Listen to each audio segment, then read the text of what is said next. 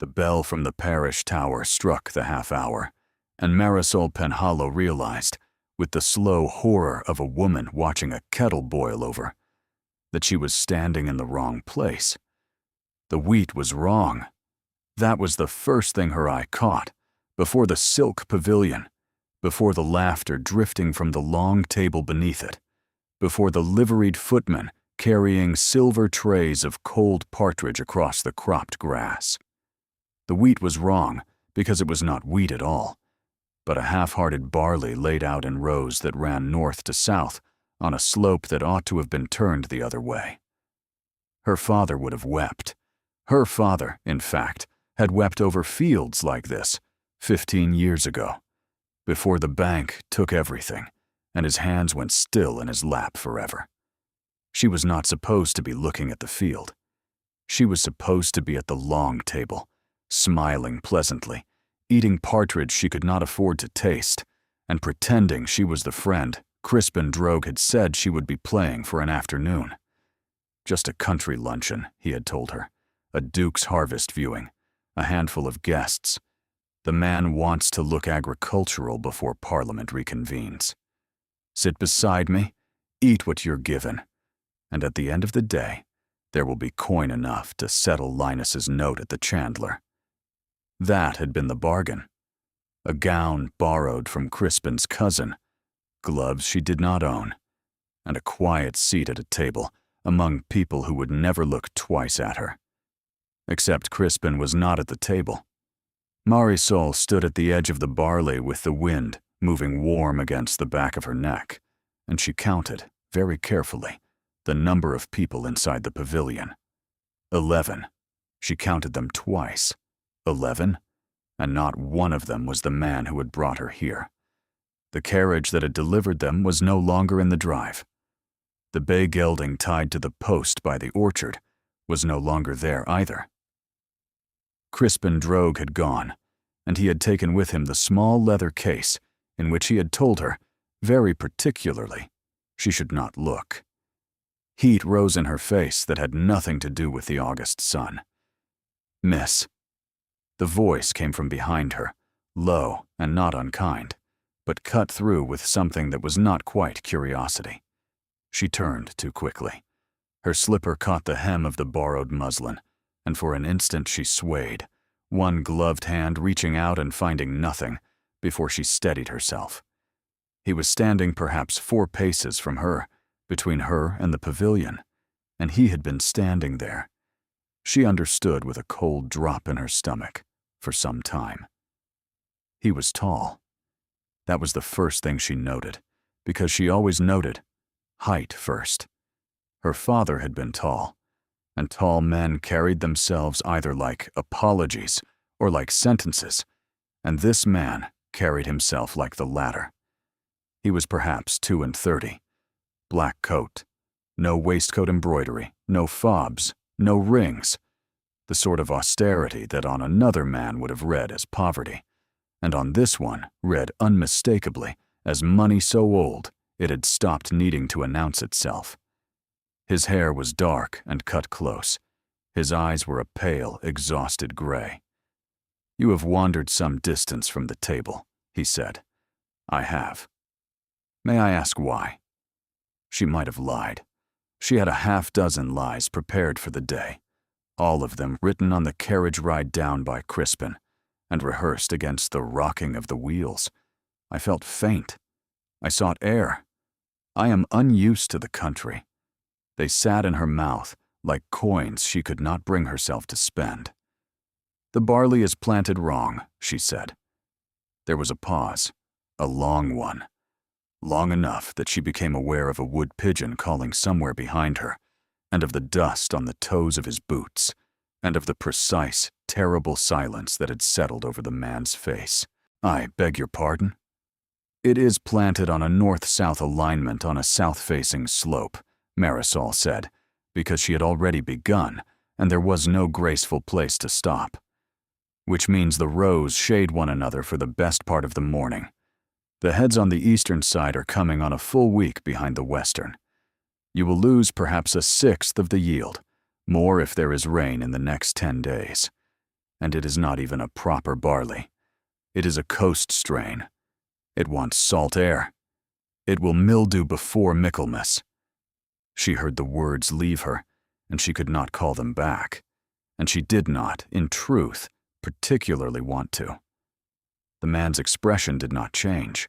That was the most disconcerting thing of all. A flicker would have been a kindness. A flicker would have meant he was a man. "And how precisely? Would you have me know any of that?" he said quietly. "If I had not just heard it from the mouth of a young woman in borrowed gloves." She felt the blood leave her face. "You have not introduced yourself, miss." "I am." She stopped. Crispin had given her a name to use, a false name, Miss Holloway, a cousin of his cousin's, a respectable nothing. She opened her mouth to say it, and what came out instead was, "Marisol Penhallow." "Penhallow," he repeated, and now something did move behind his eyes. Not surprise, something colder. Something that knew the name and was placing it, the way one places a stone in the cleft of a wall. Of Suffolk? Of nowhere now. Of a house in Camden Town and a small back room my mother lets out when she can find a tenant. But your father was Edmund Penhallow, of the Suffolk Penhallows. He was. The barley man. It was the word her father had carried like a wound in the years after the bank, when other men had used it as a sneer. The barley man. As though the strain he had bred, the long-strawed, drought-loving, sweet malt Penhallow barley that had once been bought by every brewer between Norwich and the sea, had been a folly, and not the thing that fed 3 counties for 2 decades before a partner with clean fingernails had ruined him. "He was the barley man," Marisol said. "Yes." Behind the stranger, at the pavilion, someone had risen from the table. A woman in pale green. She was looking toward them, one hand shading her eyes, and even at this distance, Marisol could see the precise angle of her displeasure. "You ought to know," the stranger said, in the same low and unmoved voice, "that you are speaking to the man whose barley you have just declared a disaster." The bottom of the day fell out from under her. He waited. He did not enjoy it. She could see that. There was no cruelty in his face, only that cold, patient quality of a man waiting to see whether the person before him would crack, run, or stand. Whichever she did, she understood, would settle the matter for him. Permanently. She did not run. "Then I am sorry, Your Grace," she said, and her voice held, by some grace she did not herself understand. "I am sorry I have spoken out of turn at your table. I am not sorry I have spoken truly. The barley is wrong. You will lose the field. If your steward has told you otherwise, your steward is either a liar or a fool, and in either case he is costing you a great deal of money." The man, the Duke, looked at her for a long, unreadable moment. "Walk back with me," he said. "Your Grace." "Walk back with me, Miss Penhallow. We are being watched, and a man in my position cannot afford to be seen abandoning a young woman in a field. Whatever else you and I have to say to one another, we shall say it under the awning, in front of my guests, with our voices pleasant." He offered his arm. It wasn't a courtesy. It was an instruction. She took it. The wool of his sleeve was warm from the sun. She felt the flat strength of his forearm beneath her glove, and she felt the eyes of every person beneath the silk pavilion fix upon them as they began to walk. And she understood, with the quiet, awful clarity of a woman watching a door close behind her, that whatever this afternoon had been when she stepped out of the carriage, it was no longer that. "The woman in green," she said. Low, because she had to say something or the silence would devour her. "Who is she?" "Lady Drusilla Marchpane." "She is staring at me as though I have stolen something of hers." "You have," the Duke said, "though she has not yet been told what." "What is your name, Your Grace?" Ambrose Thrale. Wenford. The Duke of Wenford. She had heard the name. Of course she had heard the name.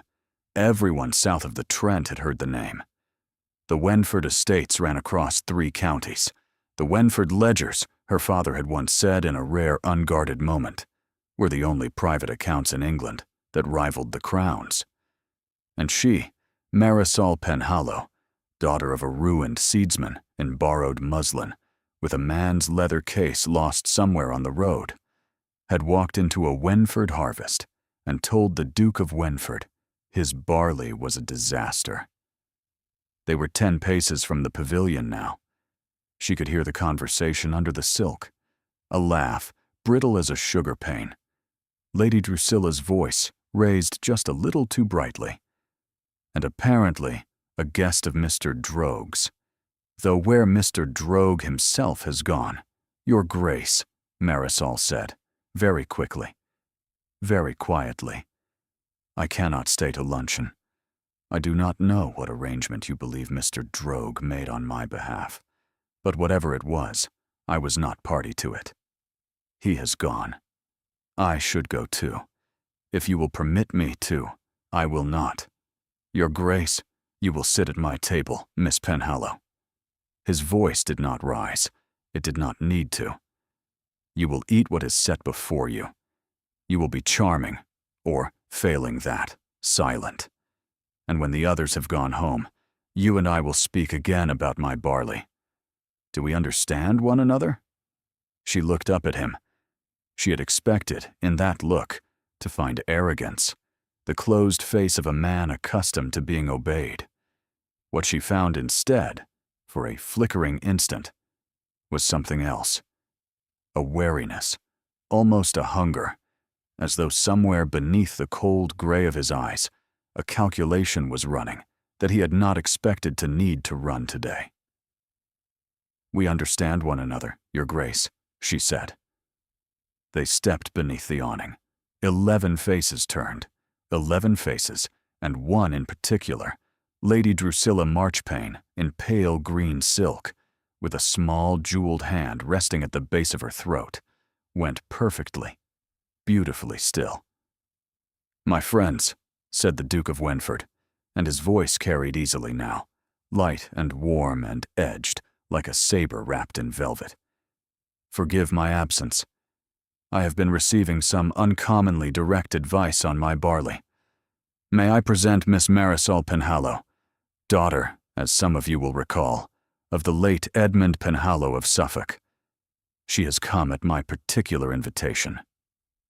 The lie was so smooth and so absolute that for a moment Marisol did not understand it had been spoken on her behalf. Then she did. And the field, the pavilion, the 11 faces, the woman in green, all of it tilted very gently around her and held. How perfectly delightful, said Lady Drusilla, and her smile was a thin and lovely thing. Wenford, you really must tell us. How long have you been corresponding with Miss Penhallow? The Duke did not look at Marisol. Long enough, he said.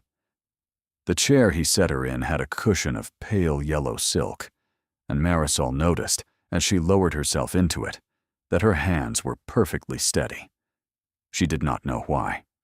Some women, faced with disaster, wept. Some shouted. Some fainted, and were grateful for the excuse. Marisol Penhallow, it appeared, became extremely calm.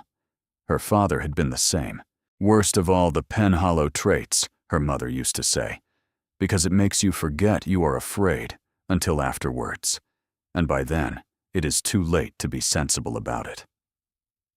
Cold partridge for Miss Penhallow, the Duke said to a footman without turning his head. And the elder cordial, not the wine. She glanced at him. He had judged, correctly, that wine would be the end of her. Penhallow, said a man across the table, a florid gentleman in a waistcoat the color of butter, who had been introduced to her, in the Duke's perfectly easy fashion, as Sir Hugh Marchpane, Lady Drusilla's uncle, of course. Penhallow, Now there's a name a man does not hear at a London table anymore. Edmund Penhallow's girl, are you? I am, sir. Bad business, that. Bad business. Carrick was the partner, was he not? Yes, Carrick. Skinned your father like a coney and walked off whistling. Heard he died abroad, Carrick. Choked on a fishbone in Lisbon, if there is justice in the world. There is not, generally, Marisol said, but in that particular case the fishbone obliged. There was a beat of silence, and then Sir Hugh laughed, a great delighted bark of a laugh, and slapped the table so that the cutlery jumped. Ha! Wenford, where did you find her? Eh? Where? She has the old man's tongue, by God. At a lending library, the Duke said, in Cheltenham. It was the second lie. The first had been at my particular invitation. This one was smaller, smoother, slipped in like a coin into a sleeve. A lending library in Cheltenham. Marisol had never been to Cheltenham. She had not, in fact, set foot west of Reading in her life. She picked up her glass of cordial, and she drank, and she said nothing. Lady Drusilla Marchpane, 2 seats to the Duke's right, had not yet spoken. She was watching Marisol over the rim of her wineglass, the way a cat watches a wren that has come too near the kitchen step. How charming, she said at last, into a small lull. And how unusual. Wenford, I had not realized you were in the habit of frequenting lending libraries. I am not. My sister is. Ah, Lady Honoria. Just so. And Lady Honoria has been corresponding with Miss Penhallow ever since. For the better part of a year. How very industrious of her. Lady Drusilla turned her smile, full force, on Marisol. It was a beautiful smile. Marisol had seen ironwork less precise. And what is it, Miss Penhallow, that has brought you so far from Cheltenham at the height of harvest? The question was a snare. Marisol felt it set, very neatly beneath her chair. Lady Honoria has been kind enough to invite me, she said, to assist her with a small project of hers. She is preparing a paper on English grain. The Duke did not move, but she felt beside her the smallest infinitesimal stillness of a man who had not expected her to invent quite so cleanly. A paper, said Lady Drusilla, for her own interest only. She has a great curiosity for the practical arts. I am to advise her on the older strains. My father, Marisol set down the glass, bred a number of them. How extraordinary. Lady Drusilla's eyes had gone very pale. Wenford, did you know your sister was writing a paper? Honoria writes a great many things, the Duke said pleasantly, and tells me about almost none of them. It is the chief virtue of having a sister. Sir Hugh laughed again. 2 of the other guests laughed with him. The moment, somehow, slid past. But Lady Drusilla, Marisol understood, hadn't laughed. Lady Drusilla had stored the lie away, neat as folded linen, in a drawer she would open later. The luncheon went on. It went on for an hour and a half that felt, to Marisol, like the better part of a winter. The cold partridge tasted of nothing. The bread tasted of nothing. The conversation moved over her head like a flock of birds, whose direction she could not predict. And twice, she felt the Duke's hand brush very lightly the back of her chair. Not her shoulder, not her sleeve. The chair itself. A reminder. Steady, Miss Penhallow. We are not finished. When at last the company began to rise, and the carriages were called, and the long ritual of farewells began under the awning, Lady Drusilla came to her. Miss Penhallow, she said, low and warm, with her gloved hand light upon Marisol's arm. I do hope we shall see a great deal of one another. London is so very small at this time of year. One cannot avoid running across friends. Your ladyship is too kind. Not at all. And do tell me, That gown. It is beautifully made. Where did you have it from? Marisol felt the trap, felt it close. The gown was Crispin Droge's cousin's, and Crispin Droge's cousin was a milliner's daughter in Holborn, and the modiste's stamp inside the seam, Marisol had checked that morning, against her own better judgment, was a name no woman of Lady Drusilla's circle would ever have crossed. From a small house in the north, Marisol said, I do not believe your ladyship would know it. How disappointing. Lady Drusilla's smile went, briefly, sharp. I make it a point to know everyone. She squeezed Marisol's arm, a touch like a pin, and was gone. The carriages departed one by one. The footmen began to clear the table. The wood pigeon, somewhere, was still calling. Marisol stood at the edge of the cleared grass with her gloves in her hands and the borrowed muslin clinging to her in the heat. And she waited, because she had been told to wait, and because, in any case, she had nowhere else to go. The Duke crossed the grass to her. Miss Penhallow, Your Grace, my steward will be here in a quarter of an hour. Before he comes, I require 3 things from you.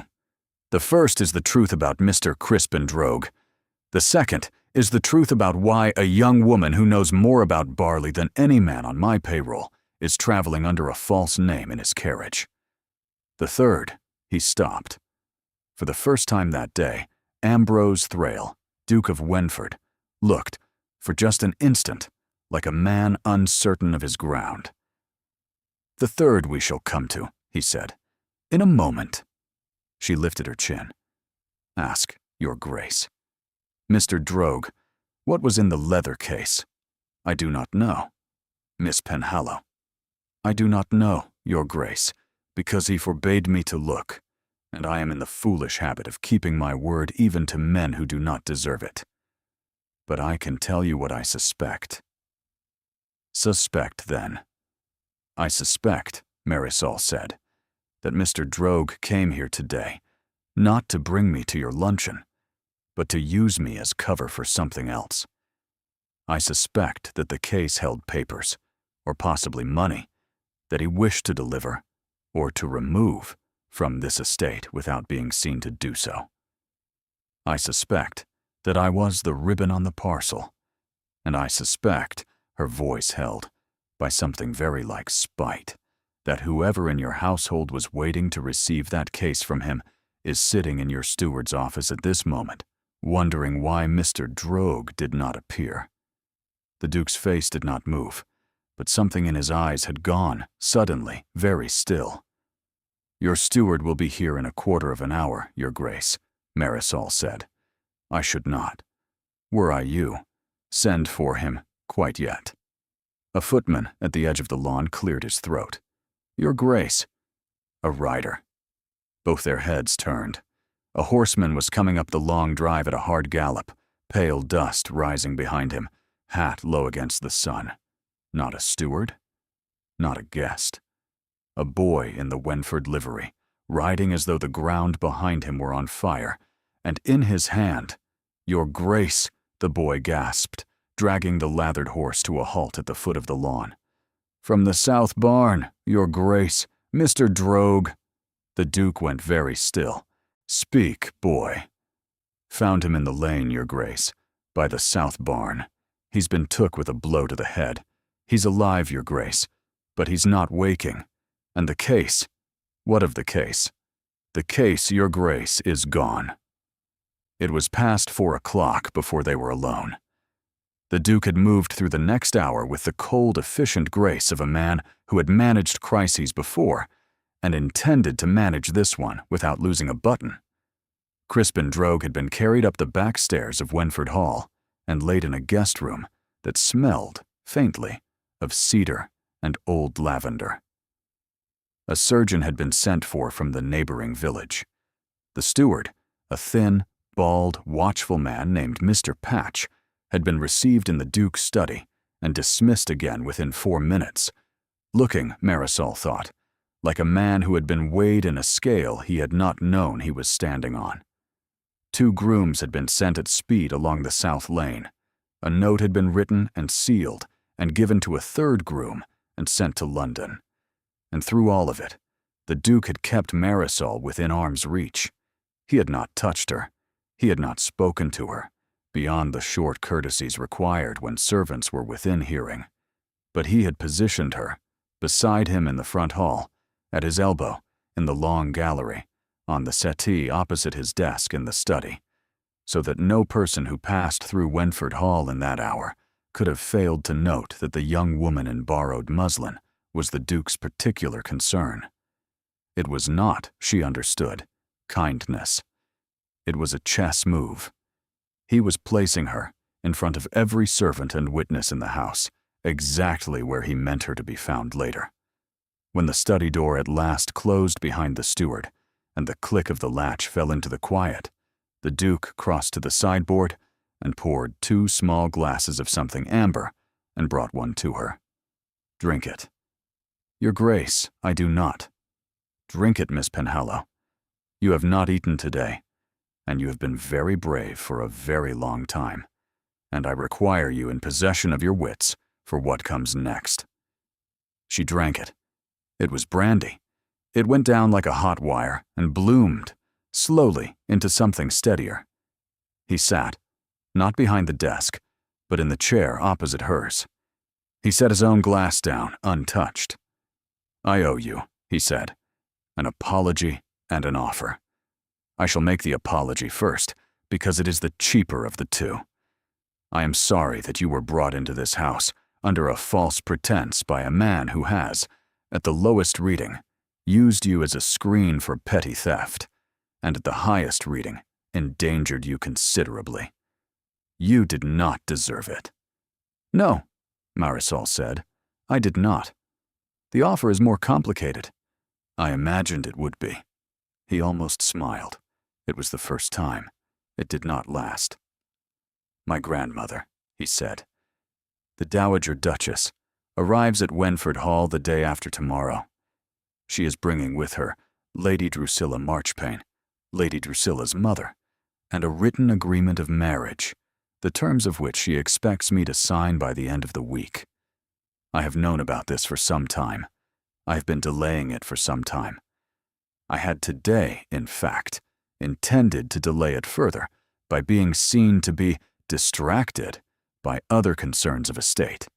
My barley, for instance, my harvest. The fact that I am, this season, deeply absorbed in matters of the land." "And instead of a distraction," Marisol said slowly, "you found a young woman who told you your barley was a disaster." "Just so." She set the empty glass down on the small table between them. "Your Grace, I am not going to marry you." "No, Miss Penhallow, I am not asking you to."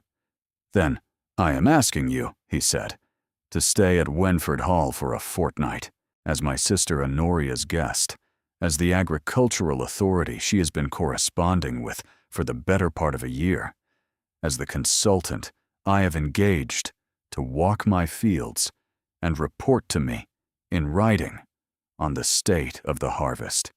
You will be lodged in the Green Wing. You will be paid a sum we shall agree upon. And you will, by your visible presence in this house, give me the only thing I cannot give myself, a reason, in front of my grandmother and Lady Drusilla, and the whole of the watching county, why I cannot possibly attend to a marriage contract this week." Marisol stared at him. "Your Grace, you are proposing that I pretend to be a woman of agricultural distinction, engaged in serious work upon my estate, which, Miss Penhallow, you are. You are not pretending. That is the elegance of it.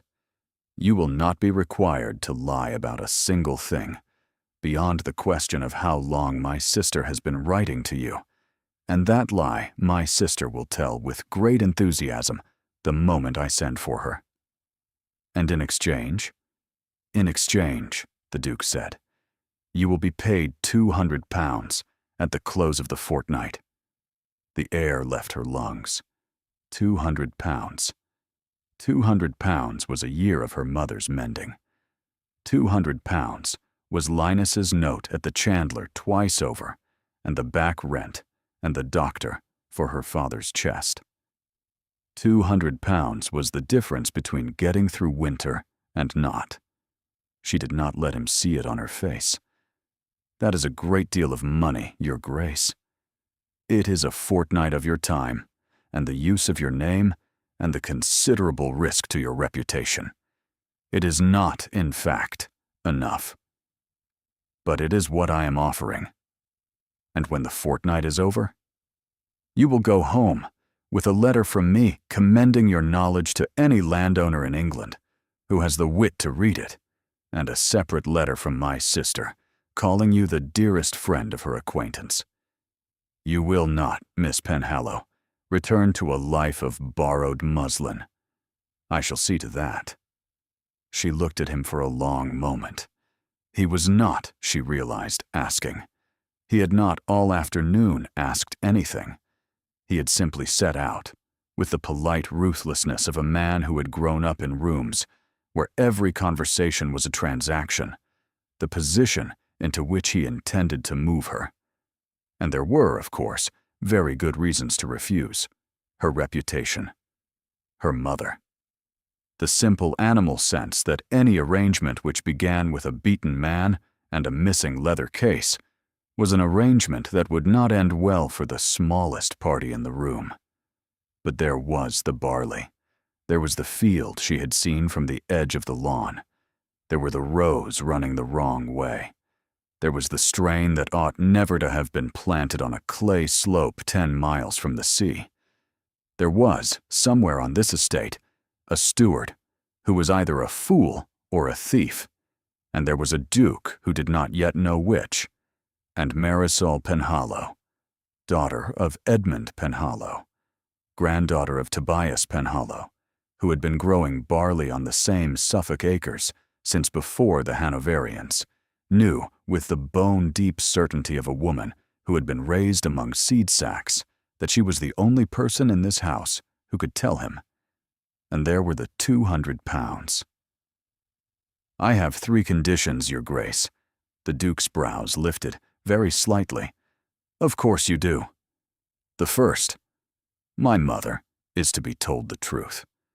Not the polite version, the truth. That I have accepted a paid post at Wenford Hall as an agricultural consultant, that I am lodged respectably in the household of the Duke's sister, and that I shall be home in a fortnight with a letter and a sum of money. You will write the letter yourself, in your own hand, and a footman of yours will deliver it tomorrow morning, before noon.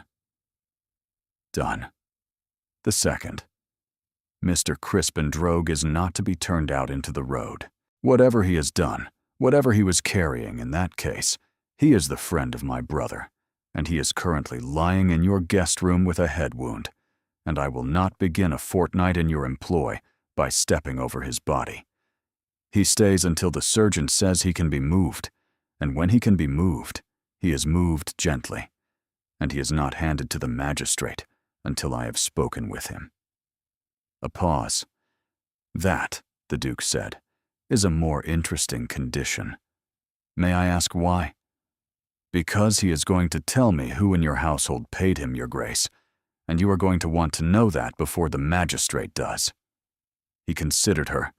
The gray of his eyes had warmed, fractionally, to something like respect. Done. Your third? Marisol drew breath. The third, she said, is the most important. The moment your grandmother arrives at Wenford Hall, the moment Lady Drusilla sets foot in this house, the moment any one of them looks at me as though I am an ornament you have purchased to inconvenience them, you will not defend me. You will not lie for me. You will not extend my position by a single hour beyond what we have agreed. I am here for the fields. I am here for the harvest. I am here for £200 and a letter. I am not here, Your Grace, to be your shield. If at any point in this fortnight you find yourself tempted to use me as one, the agreement ends and I take the next coach home. Are we clear? The clock on the mantel struck the quarter. The Duke of Wenford rose. He crossed to the desk. He took up a clean sheet of paper, dipped his pen, and wrote in a sloped, decisive hand that took Marisol perhaps 4 seconds to read upside down, 3 lines and a sum, and signed it, and pressed his seal into the wax. He brought it to her. "Your terms, Miss Penhallow, in writing before witnesses are called." She took the paper. Her hand was, again, perfectly steady. "We have an agreement, Your Grace." "We have an agreement, Miss Penhallow." He did not at any point offer his hand. She did not at any point expect him to. She had not yet noticed. She would not notice for several hours, until she was alone in the green wing, in front of a looking-glass that was older than her father, that somewhere between the field and the study, between the wood pigeon and the brandy, the borrowed muslin had picked up, along its hem, 3 pale, perfect, unmistakable heads of the wrong barley. She had carried them in with her all afternoon, like a verdict she had not yet been asked to deliver.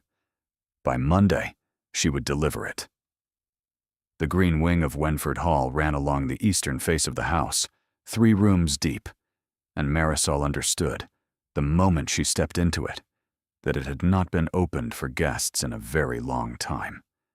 The dust covers had been pulled off in haste. One of them lay in a pale heap by the door, like a sail that had not quite finished falling. The windows had been thrown wide. A girl of perhaps 17, in a starched apron, was on her knees at the grate, coaxing a fire that did not yet wish to be coaxed. "Miss Penhallow," said a voice behind her. "I am Mrs. Quill, housekeeper. You will find the bell pull beside the bed. The girl is Aldith, and she is yours for the duration of your stay. Dinner is at 7. The Duke takes it in the small dining room, alone, when he does not have guests. Tonight, he has asked that you join him. Have I forgotten anything?" Mrs. Quill was a small, neat, formidable woman, with gray hair pinned so tight, Marisol felt her own scalp ache in sympathy. There was no judgment in her face. There was no welcome either. There was simply the perfect blankness of a senior servant who had not yet decided what she thought of the new arrival, and who would not be hurried into deciding. "Thank you, Mrs. Quill. That is very thorough. Your trunks, miss?" Marisol's mouth opened, and then closed. She had no trunks. She had a reticule with 3 shillings in it, a borrowed gown on her back, and 3 heads of the wrong barley snagged in her hem. That was the whole of her worldly establishment at Wenford Hall. Mrs. Quill, who had been a housekeeper for 31 years, observed this in perhaps half a second. Her face did not change. "I shall have Aldith lay out a wrapper and a fresh chemise for tonight, miss," she said smoothly. "Lady Honoria will be with us tomorrow morning, and Lady Honoria has a great many gowns. We shall manage. Was there anything else?" "No, Mrs. Quill, thank you." "Very good, miss." A small inclination of the head. And, "Miss." The housekeeper paused at the door. "His Grace has asked that I tell you Mr. Droge is sleeping. The surgeon has bound the wound. He has spoken once. He asked for water, and then for you, and then he slept again." Marisol's chest tightened. "He asked for me. By name, miss. Mrs. Quill. His Grace has set a man at the door, miss, and another at the foot of the back stairs. Mr. Droge will not leave this house tonight, nor will any person reach him who is not known to the Duke. Sleep easy, miss."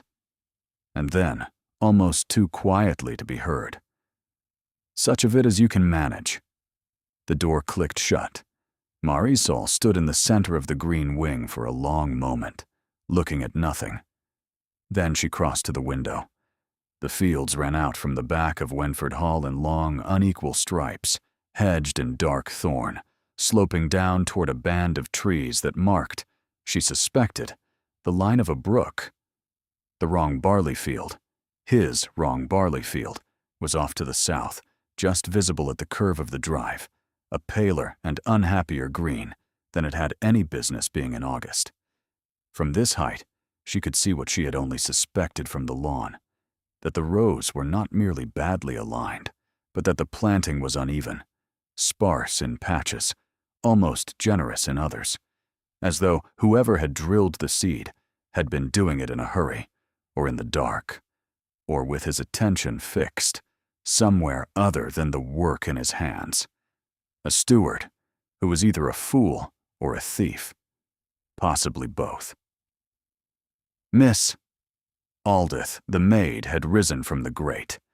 She was looking at Marisol with the cautious interest of a girl who had been told to be respectful to a guest and had not quite been told why. Miss, I'm to ask, for tonight, miss, would you wish a tray, or will you go down? I shall go down, Aldith, thank you. Yes, miss. A beat. Miss, yes? The girl flushed. Mrs. Quill said I weren't to ask, miss.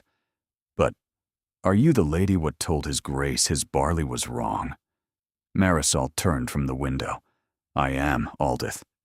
Why? Because, miss. Aldith's voice dropped almost to a whisper. Mr. Patch said something at supper last night, miss, in the servants' hall, before all of this. He said the barley field was none of anyone's business, and a person what asked questions about it would find themselves walked off the estate before sundown. And I thought, miss, when I heard about you, I thought you ought to know. Marisol looked at the girl for a long moment. Aldith, how old are you? 16, miss. 17 at Michaelmas. You are a very brave girl, Aldith. No, miss. The flush deepened. I'm only a careful one. She curtsied and was gone. Marisol turned back to the window. The sun was beginning its long, slow yellowing into evening. Somewhere down by the brook, a dog was barking. 3 short notes and a pause. 3 short notes and a pause. Inside the green wing, the fire had finally caught and was sending up a pale, unsteady plume of smoke. She had been at Wenford Hall for 3 hours. She had been warned by a girl of 16 that the Duke's own steward had threatened to walk a person off the estate for asking the question Marisol had been hired, in writing, to answer. She did not yet know whether to be afraid. She thought perhaps that she ought to wait until afterwards. She was woken at dawn by a carriage in the drive. For a moment, lying in a strange bed under linen that smelled of lavender and old cedar, Marisol did not understand what had woken her. The light through the unshuttered window was the color of weak tea. Somewhere in the corridor, a door opened and closed with the soft, urgent rhythm of servants who had been called before they expected to be called. And below, on the gravel of the front drive, a coachman was speaking sharply to a groom about the offside wheel. A door 2 corridors away opened and shut again. Footsteps. A voice she did not yet know. A woman's voice, low and clipped and very awake, saying, "Where is my grandson? Wake him." Marisol sat up in bed. She had been told the Dowager would arrive the day after tomorrow. The Dowager had arrived now. Aldith was at the door before the bell had finished ringing, with a wrapper of dove-gray wool over her arm and her cap slightly askew. "Miss, oh, miss, her grace! The Dowager is in the breakfast room, and Lady Honoria is coming up the stairs. And Lady Honoria says you are not to receive her grace before you have eaten and dressed properly. And Lady Honoria says, Aldith." "Yes, miss." "Breathe." The girl breathed. "I am going to dress," Marisol said calmly. "You are going to help me. We are not going to hurry. Whoever the Dowager has come to find this morning, and I assure you, Aldith, it is not me, she will keep until I have eaten." It was the lie of a woman whose stomach had become a small, clenched fist. But Aldith, hearing it, steadied. The wrapper went over Marisol's shoulders. A jug of warm water appeared. A simple morning gown of pale cream, Lady Honoria's, was produced from somewhere and shaken out and pressed against Marisol's back and pinned and judged passable. "Your hair, miss," said Aldith, with the seriousness of a girl arming a knight. "We shall do plain. Plain is good. Plain says you are not afraid. Plain it is." The door of the green wing opened without a knock, and a young woman burst into the room. She was perhaps 19. She was small and dark-haired, and her eyes were the same exhausted gray as her brother's, except that in her face, the gray had not yet learned to be cold. She crossed the room in 3 strides, took Marisol's hands in both of hers, and said very quickly and very low, "I am Honoria. I am your dearest friend in the world. We have been corresponding for 14 months on the subject of English grain. You came to me originally through a Mrs. Edgware of Cheltenham, who is dead, conveniently, and cannot be applied to. Do not worry about anything. Smile at her. Disagree with her once, but only once. She despises a coward, and she despises a sycophant in equal measure, and you will fall into one or the other within the first 3 minutes, and the trick is to choose which. Lady Honoria, we are dearest friends. Try. Honoria, I do not. I know you do not. Ambrose told me everything in a note by candlelight at 2:30 this morning, and I have had perhaps an hour's sleep, and I am going to enjoy this enormously, I warn you. She is not as terrible as she looks. She is rather more terrible, in fact, but she is fair. Come." She drew Marisol to the door. "One last thing." Honoria stopped, hand on the latch. Her gray eyes had gone, briefly, very grave. "She will ask you, somewhere in the first 10 minutes, whether you came here in the hope of marrying my brother. Tell her the truth, whatever the truth is. Do not lie to her about that one thing. She has a nose for it. She buried 2 husbands and 3 sons, Miss Penhallow, and there is nothing left, in her, that can be deceived." She opened the door. The breakfast room of Wenford Hall faced east, and the sun was just beginning to fill it as Marisol stepped through the door. The Dowager Duchess of Wenford was seated at the head of the small table, with a cup of black coffee untouched before her, her silver hair pinned high, her gown the deep unbroken black of permanent mourning. Her hands rested folded in her lap. Her face was the face of a woman who had once been beautiful and who had been replaced over the long years by a thinner and harder and considerably more interesting woman wearing the first one's bones. Her eyes, when they fixed on Marisol, were the color of slate after rain. "Sit," she said. Marisol sat. "You are the Penhallow girl." "I am, your grace." "You are eating my grandson's bread under the pretense of being my granddaughter's correspondent." "I am eating it, your grace, under the pretense of being your granddaughter's agricultural authority, which, as I understand, is a slightly different falsehood." The dowager's eyes did not move, but somewhere very deep in them, a small light came on. "And which part of the falsehood is true, Miss Penhallow?" "The agricultural part, your grace. I do know grain. I know it as well as any man on this estate, and I know the Penhallow strains better than any man in England, because my father bred them, and my grandfather bred their parents, and I helped to walk the test rows from the time I was 9 years old. The friendship with Lady Honoria is, as your grace has guessed, of more recent invention. Of yesterday afternoon's invention, in fact. Just so. Did you come here, Miss Penhallow, in the hope of marrying my grandson?" The room held very still. Honoria, just behind Marisol's shoulder, did not breathe. "No, your grace." "Why not?" It was not the question Marisol had prepared for. "I beg your pardon, your grace." "Why not?" The dowager's voice was perfectly even. "He is a duke. He is not yet 33. He is, I am told, considered handsome, although I confess I see only my son in him, and my eye is not impartial. He has 50,000 a year. He has houses in 3 counties, and a reputation, in the matter of his dependents, that is adequate. Most young women of your circumstances would consider him a fortune worth a great deal of pretense to acquire. You are sitting at my breakfast table in my granddaughter's gown, and you tell me you have not come here to marry him. Why not?" Marisol drew breath. "Because, Your Grace, I have watched what happens to women who marry men who have hired them. And because," her voice did not rise, did not shake, it simply held, "your grandson does not need a wife at present. Your grandson needs a man on this estate who is not lying to him about his barley.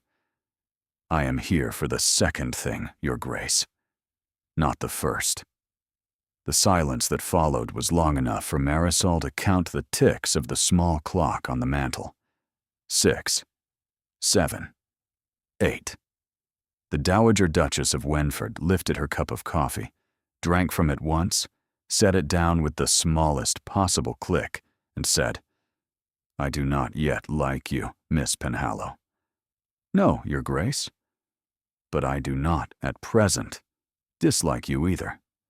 That is more than I can say for almost any young woman who has crossed this threshold in the last 6 months. You will stay. You will do the work my grandson has hired you to do. You will, for the duration of your stay, address me as ma'am rather than Your Grace, because Your Grace is the address of a stranger, and I am, alas, going to be your hostess.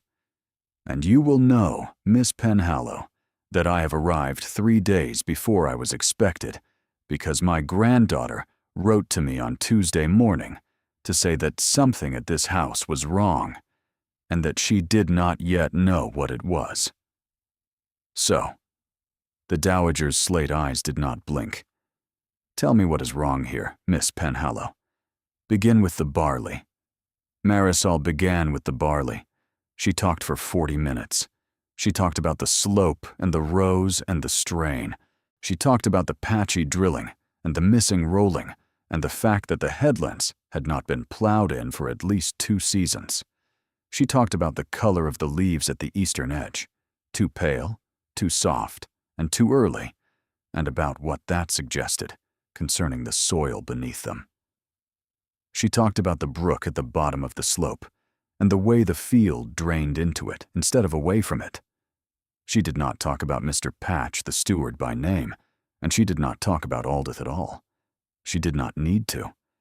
At the end of 40 minutes, the Dowager Duchess set down her napkin, said very quietly, "Honoria, fetch your brother, and tell him to bring the field ledger from the south desk in his study," and rose from the table. By 8 o'clock that morning, Marisol Penhallow was standing in the Duke's study, with the south desk ledger open in front of her, and the Duke of Wenford reading over her shoulder. Honoria sat in the window seat with her knees drawn up and a piece of dry toast in her hand, watching the proceedings with the expression of a girl who had not been so awake in a year. The Dowager sat in the leather chair by the fire, perfectly still, perfectly silent, watching her grandson's face. The ledger was a quiet kind of horror. It wasn't, Marisol understood within 4 minutes, the work of a fool.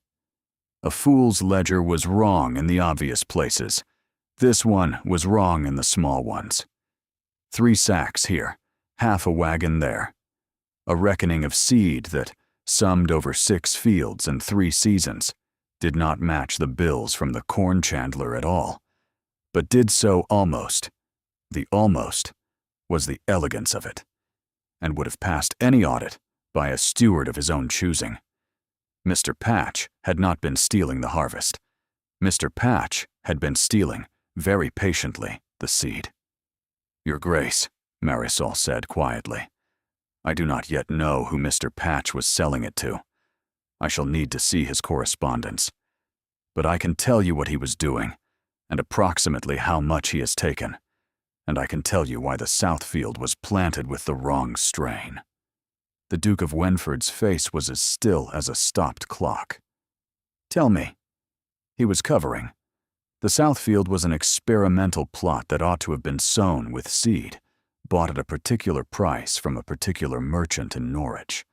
The cheapest way to make the books balance, when the seed had quietly walked off the estate to be sold elsewhere, was to plant the field with whatever was nearest to hand.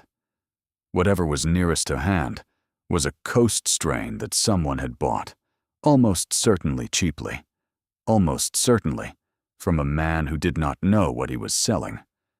And no one would notice the substitution unless, said the Duke, someone who knew barley walked across the field. Yes, Your Grace. And he did not expect anyone who knew barley to walk across the field. No, Your Grace. Because no one who knows barley, the Duke said softly, was supposed to be at my luncheon yesterday. The room went very still. It was Honoria, in the window seat, who put it together first. Ambrose. Yes, Honoria, I see it. Ambrose. Mr. Droge. I see it. Mr. Droge did not bring her by accident. No, Honoria. Mr. Droge brought her on purpose. The Duke set both his hands flat upon the desk. He looked at Marisol Penhallow across the open ledger, and for the first time since she had met him, for the first time since the wood pigeon and the wrong barley and the borrowed muslin, Marisol saw, plainly and unmistakably, the cold, ungentlemanly emotion of a man who was beginning to be afraid. Miss Penhallow, he said, when the surgeon permits Mr. Droge to speak, when he wakes, when he is lucid, when he can string 2 sentences, you will be the first person at his bedside. Not me. Not my grandmother. Not the magistrate. You, and you will ask him one question, and one question only. What question, Your Grace? You will ask him, Ambrose Thrale said. Who paid him to bring you here? The clock on the mantel struck the hour. In the corridor, somewhere 2 rooms away, Marisol heard, with the sudden clarity of a woman whose hearing has narrowed to a single thread, the soft, careful click of a door being closed by someone who did not wish to be heard closing it. She turned her head. So did the Duke. Honoria, he said, without raising his voice. Ring the bell.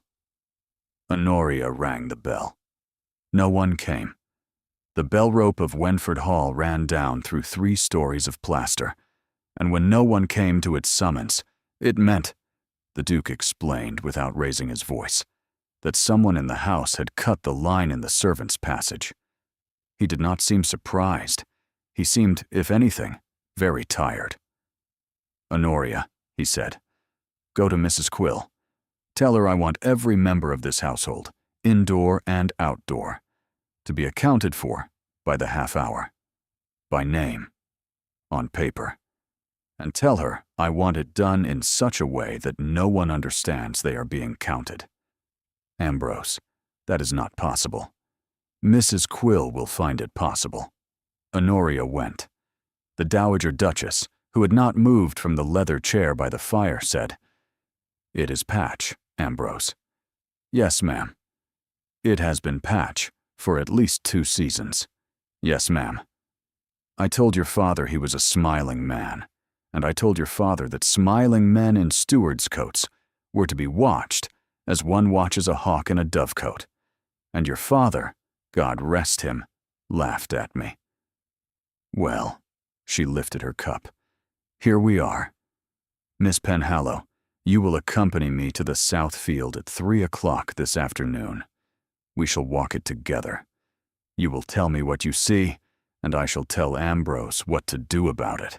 Is that agreeable? It is, ma'am. And tonight, the Dowager went on, in the same level, almost bored voice, we shall hold a harvest dinner. The Duke set down the pen he had been turning in his fingers. Grandmother. Yes, Ambrose. You arrived 4 hours ago. We have a steward who has been stealing the seed corn. We have a man unconscious in the green guest room. We have, as of 3 minutes past, an unknown person somewhere in this house cutting bell ropes. and you are proposing, tonight, a harvest dinner.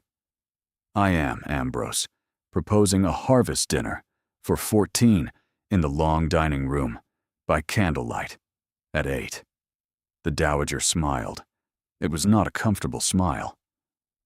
I'm proposing it because Mr. Patch will be sitting at the lower end of that table, in his Sunday coat, with a glass of my best wine in his hand, and he will be watching Miss Penhallow walk into that room on your arm in a gown borrowed from your sister, and he will understand, before the soup has been cleared, that he has been seen. That is, my dear, how one breaks a man of his nerve before the magistrate breaks the rest of him. We are not going to have him arrested today. We are going to have him frightened today. The arrest is a Tuesday matter. The Duke looked at his grandmother for a long, long moment. Ma'am, I begin to understand, he said at last, why my father was afraid of you. Your father was an excellent man, Ambrose, but he was a sentimentalist. Now go and put on a clean shirt. We have a great deal to do before 8 o'clock. By 3:30, Marisol was in the south field, with the dowager at her elbow and a slow gray wind moving through the rows.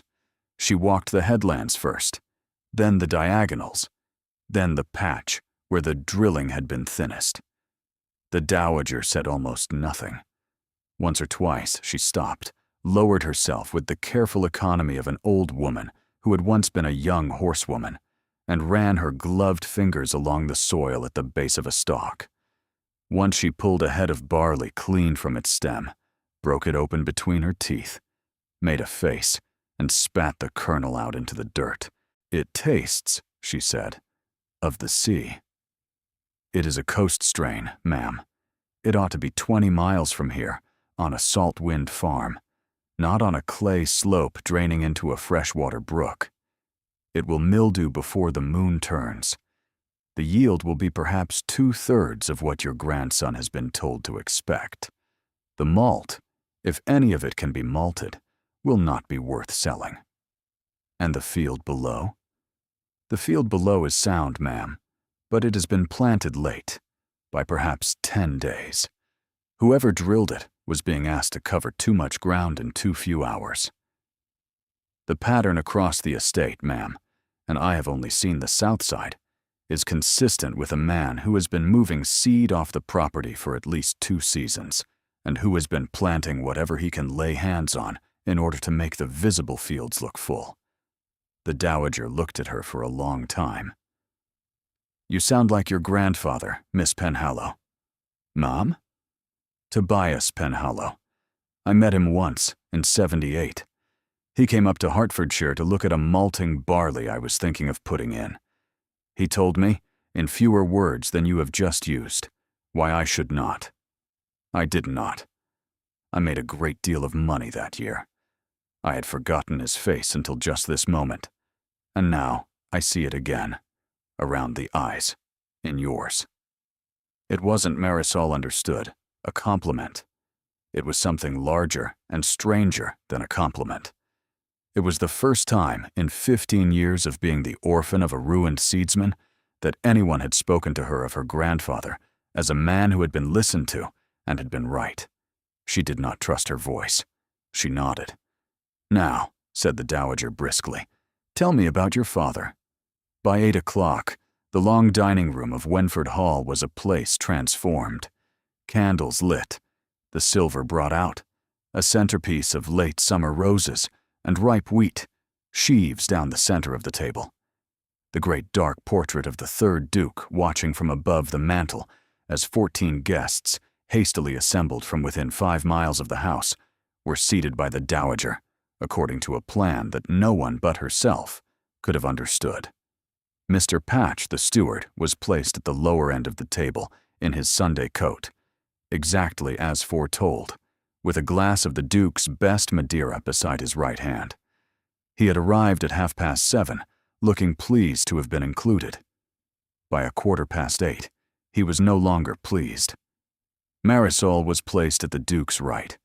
She wore a gown of dark gold silk, drawn from somewhere in Honoria's vast and seldom touched wardrobe, taken in by Oldith, with pins and a steady hand in the space of 40 minutes, and pinned with a single garnet at her throat that had belonged, the dowager mentioned in passing, to her own mother.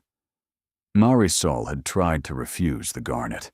The dowager had looked at her with the slate-gray eyes and said, "When you have finished walking my barley, Miss Penhallow, you will give it back. Until then, it is in your keeping. Do not, please, fuss." The garnet rested cold at the base of her throat. She did not, all evening, touch it. At the midpoint of the second course, a clear soup, a fish she could not afterwards have named, the Duke leaned a little toward her and said, low, and only for her, "Mr. Patch has been watching you for 20 minutes. Yes, Your Grace. He has not yet eaten. No, Your Grace. He has just refilled his wine. That is the third time, Your Grace. Miss Penhallow, Your Grace. After dinner, there will be cards in the long gallery. You will not play. You will sit with my grandmother, and you will let her introduce you to the local company as the agricultural advisor she has personally retained. Do not contradict her. Do not improve upon her. She has a particular phrasing she wishes to use, and she has rehearsed it twice in the carriage on the way down from the South Field, and she will be very cross if either of us spoils it. I shall not spoil it, Your Grace. You are doing very well.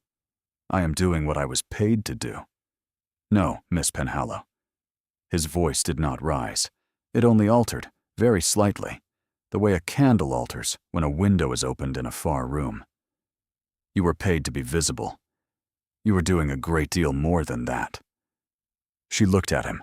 Across the table, the candle flames trembled in a small, unfelt draught.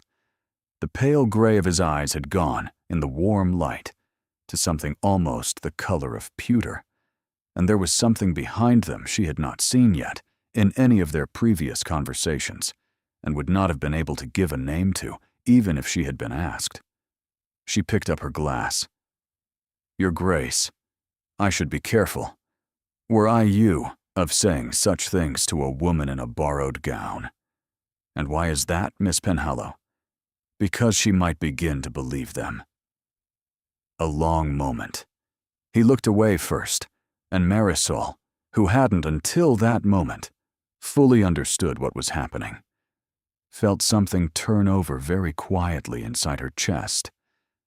After the dessert, after the ladies had withdrawn and returned, after the local rector had been induced to recite a perfectly dreadful piece of verse on the bringing in of the corn, the company moved through to the long gallery for cards. The corridor between the dining room and the long gallery was narrow, candle-lit, and floored in old oak that gave back every footstep. Marisol, slightly behind the rector's wife, was the last but one of the ladies to leave the dining room. She had paused, very briefly, to retrieve a fan she had set down beside her plate. By the time she stepped into the corridor, most of the company had moved on ahead. Lady Drusilla Marchpane had not. She was waiting, with one gloved hand resting upon the panel of a doorway, in the easy attitude of a woman who had stopped to admire a painting she was not looking at. She turned, smiling, as Marisol came up. "Miss Penhallow." "Lady Drusilla." "A small word, if you will permit me. I shall not detain you. The cards will keep." She did not wait for permission. "I wonder whether anyone has yet thought to tell you, my dear, that you do not belong here." Marisol did not move. "Oh, please," Lady Drusilla went on, in the same warm voice. "Do not mistake me for cruel. I mean it, in fact, kindly. The Dowager is amused by you tonight. The Duke is grateful to you for whatever small service you have rendered him in his fields. By Tuesday, they will have remembered, both of them, what they are and what you are not, and you will be returned to wherever Mr. Droge collected you from, and we shall all of us go on as before. I tell you only because I have seen this house break softer women than you appear to be. Better, I think, to leave on Monday than to be sent on Tuesday. Don't you agree?" She squeezed Marisol's arm, that same small touch like a pin, and went on toward the gallery without waiting for an answer. Marisol stood in the corridor for the count of 3. She had not heard, behind her, the slight inrush of breath at the dining room door, had not seen the Duke, who had stepped back into the doorway at the sound of his own name, stand very still in the shadow of the lintel, and not move, and not move, and not move, while Lady Drusilla's footsteps faded down the corridor. When Marisol turned to follow, the Duke was no longer there. She walked into the long gallery with her chin where it had been at dinner, and she sat, as instructed, beside the Dowager. She was introduced, in slow, precise sentences, to a stout woman who farmed 300 acres at Holling, to a thin one whose late husband had bred terriers, and to the rector's wife, who took her hand with great enthusiasm and informed her that any friend of dear Lady Honoria's was a friend of theirs. It was while the rector's wife was speaking that Marisol saw, at the far end of the gallery, Mr. Patch, the steward, leave the room. He left it slowly. He left it without hurry. He left it with the air of a man who had decided, perhaps a quarter of an hour ago, that he would take some air, and who had finished his Madeira before doing so. Marisol's hand tightened, very briefly, on her fan. "Miss Penhallow?" said the rector's wife. "Forgive me, ma'am, I am a little fatigued." "Of course, my dear. Shall I?" "If your ladyship will permit me," Marisol murmured to the Dowager. "I should like 5 minutes of air." The Dowager looked at her once, sharply, understood, and inclined her head a quarter of an inch. 5 minutes, Miss Penhallow." Marisol slipped through the side door into the smaller drawing room, through the smaller drawing room into the corridor, and through the corridor toward the back stairs. She did not run. Running was, she had been taught very young, the thing that was always remembered afterwards. She walked. Halfway down the back stairs, she heard, below her, the soft, careful click of a door being closed by someone who did not wish to be heard closing it. The same click. The same exact, hateful, intimate little click she had heard from the Duke's study that morning. She stood very still on the landing. She heard then the first real sound. A man's voice, low, urgent, almost a hiss. "Gone past the orchard, you fool. He's gone toward the brook." She did not know the voice.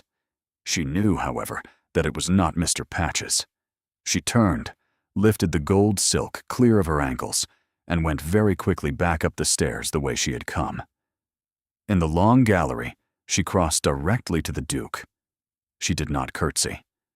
She did not pause. She set her hand upon his sleeve, and she said, in a voice meant only for him, "Your Grace, Mr. Patch is going toward the brook. He is not alone. There is a second man in this house." The Duke went still. "How many?" "At least one, Your Grace, that I have heard. Possibly more." "Where is my grandmother?" "At the cards." "Honoria?" "At the pianoforte." "Miss Penhallow, you will go to the green wing. You will lock the door. You will admit no one but Aldith and my grandmother. Do you understand me?" "I understand you. I will not do it." He looked at her. "Miss Penhallow, Your Grace, the ledger from the south desk is still on your study table. If there is a second man in this house, that is what he has come for. And I am the only person in this house, Your Grace, who can read it. Send a footman for the magistrate. Send another to the brook. I will go to the study. You will go to your grandmother." For one fractional instant, he looked as though he would argue. He did not argue. "Go," he said. "Take the little stair. And Miss Penhallow, yes, Your Grace, if anyone is in that study who is not me, you will scream. Loudly. as loudly as you have ever screamed in your life. Promise me." "I promise, Your Grace." She went. The Duke's study was empty. Marisol stood in the doorway for a long-held breath, the candle in her hand, throwing yellow light on the spines of the books and the dark shoulders of the desk, and she listened to a house that should have been full of laughter, and was, instead, holding its own breath 2 stories above her. Then she stepped inside and closed the door. The ledger from the south desk was where they had left it that morning, open at the page where she had begun to make her marks in pencil.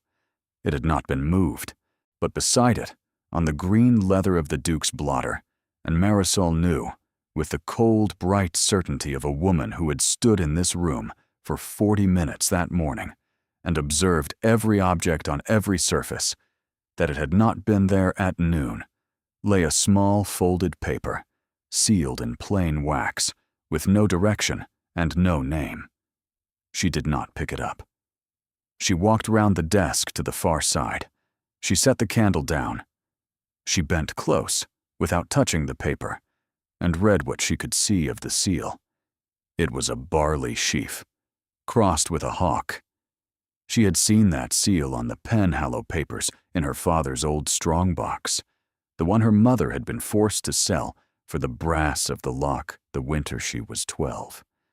It was the seal her grandfather Tobias Penhallow had used on his correspondence with the great houses, in the years when the great houses had bought from him, because a Penhallow letter, sealed and dispatched by Tobias's own hand, was as good as a contract in any malt house from Norwich to Hereford. It was not a seal that should have existed anymore. It was certainly not a seal that should have been pressed this evening in fresh red wax on a paper laid on the Duke of Wenford's desk. She did not pick it up. She turned instead to the ledger, and she opened it, not at the page she had marked that morning, but at the back, at the rearmost flyleaf. Ledgers of this size and quality almost always carried, at the very back, a folded sheet of older paper, a deed, an inventory, a list of rights, slipped in by some earlier steward and forgotten by every steward since. Her father had taught her this. The lies are at the front, Marie. The truths are at the back. The flyleaf was folded. She unfolded it. It was an inventory in a hand 60 years old of seed stocks lodged at Wenford Hall in the autumn of 1766. Wheat, rye, 2 oats, 6 barleys, and against the 6th barley in a different hand, in fresher ink, Penhallow long straw, 12 bushels, lent from T. Penhallow against future return, not to be sold. Marisol stopped breathing. 12 bushels of Penhallow long straw, the strain her grandfather had bred, the strain her father had revived, the strain the bank had ruined her family for, lent to the Wenfords 60 years ago and never returned. The door behind her opened. She did not turn at once. She closed the flyleaf. She closed the ledger. She picked up the candle. And then, only then, she turned. It was the Duke. He shut the door behind him with the same soft, careful click she had heard twice now in this house, and the sound, on him, was not sinister at all. He was alone. He had come up the back stairs. His hair was untidy. His cravat was loose. There was a smear of something pale, flour, dust, lime, along the side of his right hand. "Patch is taken," he said. "Where?" "At the brook. The second man got past the hedge. He was not Patch's man. He was Patch's master. And Miss Penhallow." He stopped. He had seen her face. "What?" "Your Grace." Her voice was perfectly level. "Was your great-grandfather a man who paid his debts?" "My great-grandfather. Miss Penhallow. This is not—" "It is, Your Grace." "Was he?" "He was thought a hard man and a fair one." "Why?" She held out the ledger. She had her finger on the line. He read it. He read it twice. He sat down very slowly on the edge of the desk. "My family," he said at last, very quietly, owes your family 12 bushels of seed. 60 years' worth, Your Grace, of 12 bushels. Compound. Compound, Your Grace. Miss Penhallow, Your Grace. That is. He laughed, not happily. A single sharp exhalation through the nose. A great deal of barley. It is, Your Grace, the better part of a small estate. He looked up at her. The pale gray of his eyes had gone, in the candlelight, very dark. He had been afraid for 40 minutes, downstairs, in the corridors and the orchard and the brook. The fear had not yet entirely gone out of him, and what was rising into its place was something else, something Marisol had not yet, in all her 30 hours under his roof, seen on his face. It was, she thought, almost relief, as though some long, cold, private equation he had been carrying alone had all at once shifted under his hand into a shape he could lift.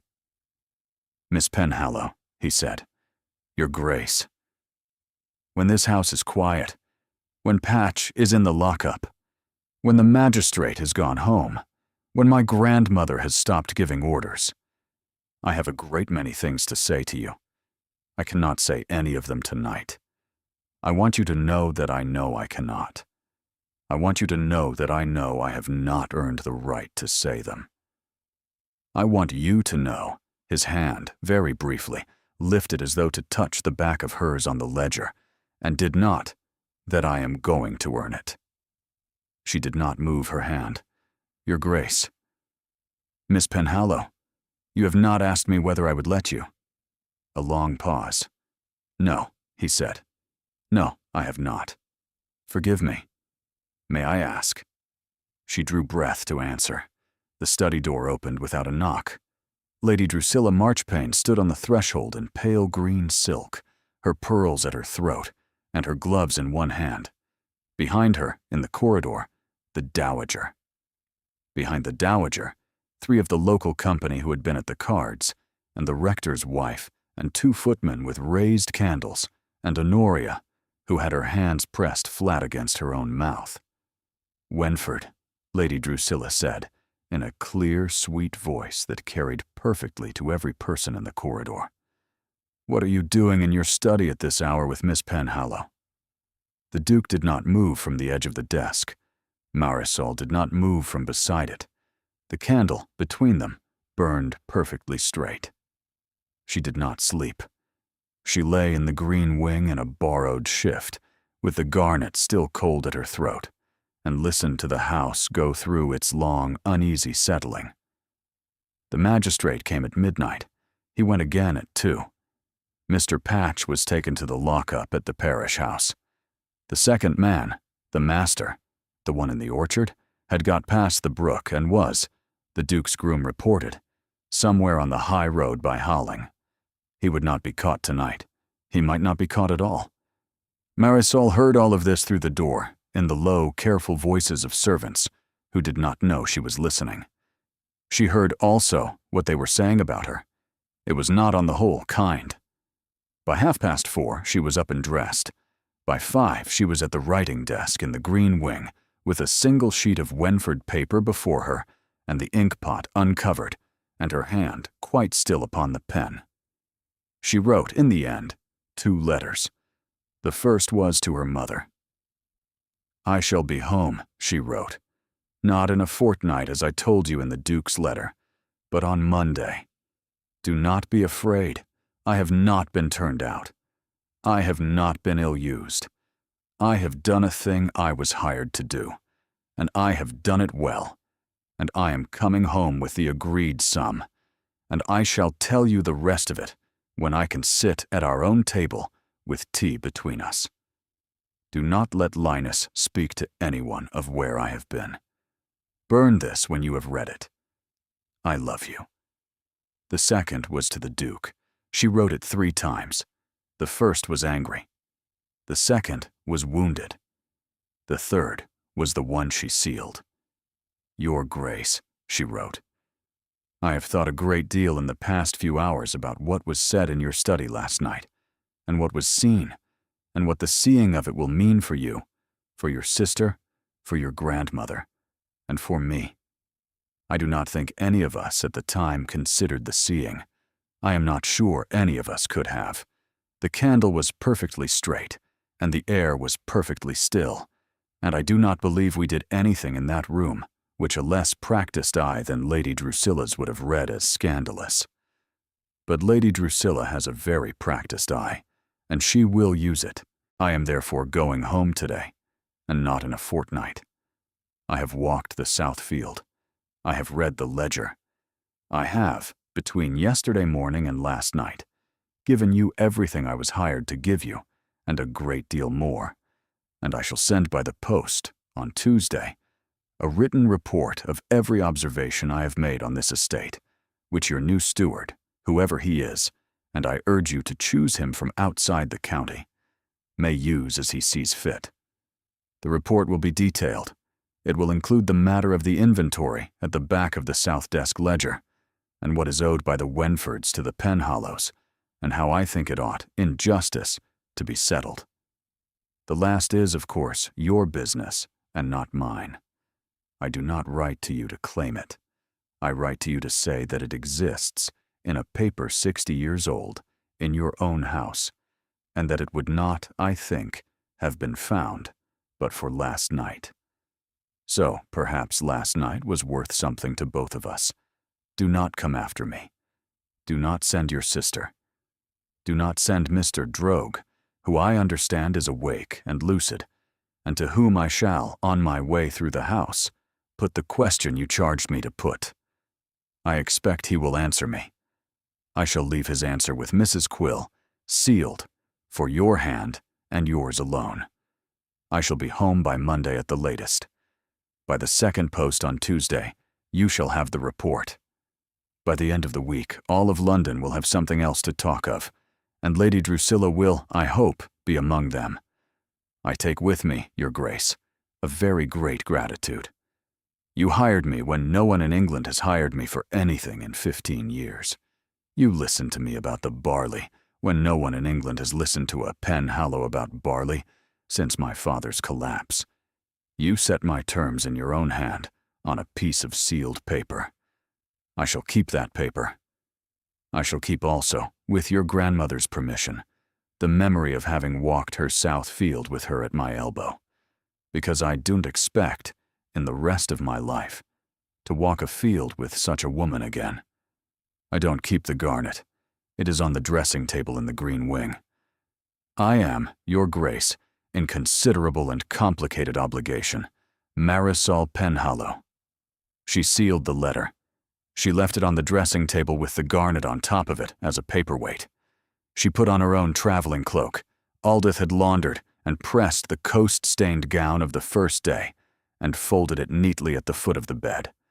Marisol left the borrowed gowns where they hung and took only what she had come in. She was at the head of the back stairs at 6. She had her hand on the banister when she heard, behind her, the soft, careful click. She turned. It was Honoria. The girl was in her wrapper. Her hair was down, her gray eyes were swollen. She had, very plainly, not been to bed. Miss Penhallow, Lady Honoria, you are leaving? Yes. My brother does not know. No. He will be. Honoria's voice broke and recovered. He will be very angry, Miss Penhallow. I expect so. Not with you. With himself. Yes. I know. That is why I am going by the back stairs. Honoria looked at her for a long moment. Then she stepped forward, and she put a small folded thing into Marisol's hand.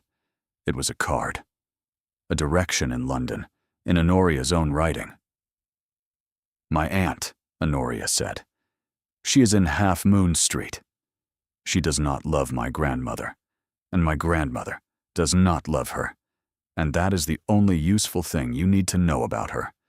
If anything goes wrong between here and Camden Town, you will go to her, and you will tell her you are my friend. Honoria, promise me. I promise. The girl kissed her, very quickly, on the cheek, and was gone. Marisol went down the back stairs. The kitchen door was unbolted. The yard was empty. The carter from the village, whom Aldith had bribed with 3 of Marisol's own shillings the night before, was waiting at the gate.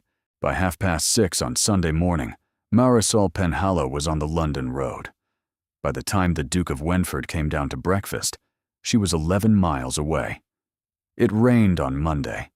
It rained in Camden Town, the way it rains on small, narrow streets in late summer, a thin, gray, insistent rain that did not so much fall as settle, soaking the cobbles and the steps and the patient brown back of the chandler's pony tied at the corner. Marisol came up the street at 10:15 with her hood drawn and her cloak heavy, and 3 heads of the wrong barley still folded inside her reticule, because she hadn't, in a Sunday spent in a coaching inn at St. Albans, been able to bring herself to throw them away. Her mother was in the front room. Her mother's hands, the moment she saw Marisol's face, went up to her own mouth, and then down to her apron, and then up again. "Marie. Mother. Marie, you are home a week early." "I am, Mother." "Are you hurt?" "No, Mother." "Are you in trouble?" Marisol opened her mouth to say no, and instead heard herself say, very quietly, "I do not know yet." Her mother put the kettle on. By 11, they had drunk 1 pot of tea and were halfway through a second. Marisol had told her everything, not the soft version, the whole of it, the luncheon, the barley, Crispin, the Duke, the ledger, the dowager, the garnet, the corridor, Lady Drusilla in the doorway of the study, with the rector's wife behind her, and the candle burning straight. Her mother listened without interruption. When Marisol had finished, her mother set down the cup and said, "And the 12 bushels." "Yes, Mother." 60 years compound." "Yes. That is. Marie, that is a fortune." "It is a very great deal of barley, Mother. It is not yet a fortune. The Duke has not seen the inventory line through. He has only seen it. Whether anything comes of it is for him to decide, and for his lawyers, and I am not." The knock on the door was so soft that for a moment Marisol thought she had imagined it. Her mother went. She came back, slowly, with a sealed letter in her hand and a strange, small look on her face. "Marie, there is a man at the door, a footman, in livery. He says he is to wait for an answer." The seal on the letter was the seal of the Duke of Wenford. Marisol broke it. It was very short. "Miss Penhallow, I have your letter. I have read it 3 times. I shall not come after you. I shall not send my sister. I have respected, to the smallest article, every condition you set me on the afternoon of our agreement, and I shall respect this one also. But I am bound, as a matter of justice, and not of feeling, to acknowledge the inventory. I cannot acknowledge it by post. The Penhallow Longstraw debt is 60 years old, and is owed by the title, not the man. Its settlement requires the title's seal and the title's word, in the title's house, witnessed by the title's lawyer and an officer of the Crown. I cannot, Miss Penhallow, settle in Camden Town a debt that the Crown registers in Hertfordshire. I therefore propose the following. On Monday next, that is, in 8 days, at noon, I shall be at the chambers of Mr. Halford, of Lincoln's Inn, with the original ledger, with the inventory line, with my grandmother as witness for the Wenford side, and with such of the Penhallow papers as my own people can find from the period in question. I shall require, on the Penhallow side, a representative bearing the family's seal. There is, my lawyer informs me, only one living person entitled to bear that seal. Yourself. Come or do not come. If you come as the head of your house, and you settle the debt as you see fit.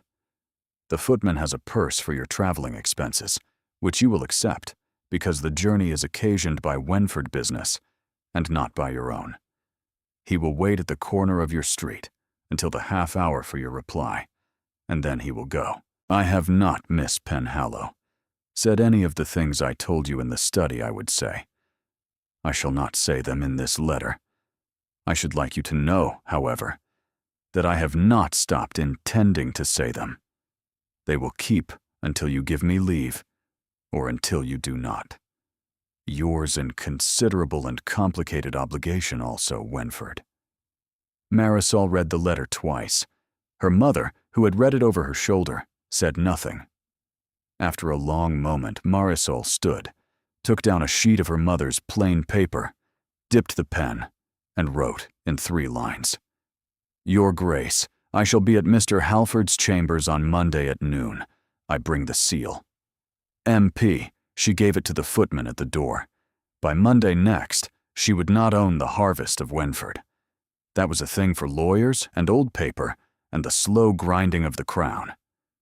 By Monday next, however, by the Monday her mother and Linus and the chandler and 3 of the surrounding streets would remember for the rest of their lives, Marisol Penhallow would walk into the chambers of Mr. Halford of Lincoln's Inn under her own name, with the Penhallow seal in her own glove as the head of her own house. That she understood, sitting at her mother's kitchen table at 11:30 on a wet Camden Monday, with the kettle ticking on the hob and the rain easing on the cobbles outside, was already the harvest. It had only taken a week. Mr. Halford's chambers were at the back of Lincoln's Inn, up 2 flights of dark stairs, and through a door of black-grained oak with a brass plate that had not been polished within Marisol's memory of London. She came up those stairs at 11:55 on a clear, pale Monday in September, a week after the rain in Camden Town, in a gown of plain dark blue that her mother had made over from one of her own, and trimmed at the cuffs with a strip of her grandmother's lace. She wore no jewelry. She carried, in a small black pouch on a ribbon at her wrist, the thing Linus had finally been able to recover from Mr. Threlfall, the pawnbroker in Cheapside, on Friday afternoon. The Penhallow seal. A short brass handle. A chip in the wooden grip, where her grandfather had dropped it on a stone floor in 1791. The barley sheaf, crossed with the hawk. Her hand, on the brass plate of Mr. Halford's door, was perfectly steady. The door was opened by a clerk. The clerk took her cloak. He showed her, without preamble, into a long paneled room with a window onto a small green court. And in that room, at a long polished table, 4 people were already standing. Mr. Halford himself, at the head, small, white-haired, entirely composed. The Dowager Duchess of Wenford, in unbroken black, at his right. The Crown's officer, a Mr. Pine, a thin man with very blue eyes, at his left. And at the foot of the table, alone, the Duke of Wenford. He had not, she thought, slept enough. He looked up as she entered. He did not move. He did not speak. He waited. Around the table, with the quiet, practiced tact of 3 people who had agreed upon their parts in advance, the Dowager and the lawyer and the Crown's man all turned, very slightly, toward the window, and gave them the room. "Miss Penhallow," the Duke said, "Your Grace. You came. I said I would. Yes." A pause. "Are you well?" "I am well, Your Grace." "Your mother?" "Well, she sends her thanks for your letter. Marisol drew breath. Kept it. She has not kept a letter from a man in 15 years. I thought you should know." He inclined his head. A muscle moved, once, at his jaw. "Mr. Halford," he said, without taking his eyes from her, "if you will." Mr. Halford, who had been folding and unfolding a sheet of paper at the head of the table, with the air of a man who had been folding and unfolding sheets of paper for 46 years, set it down. "Miss Penhallow, the matter is straightforward.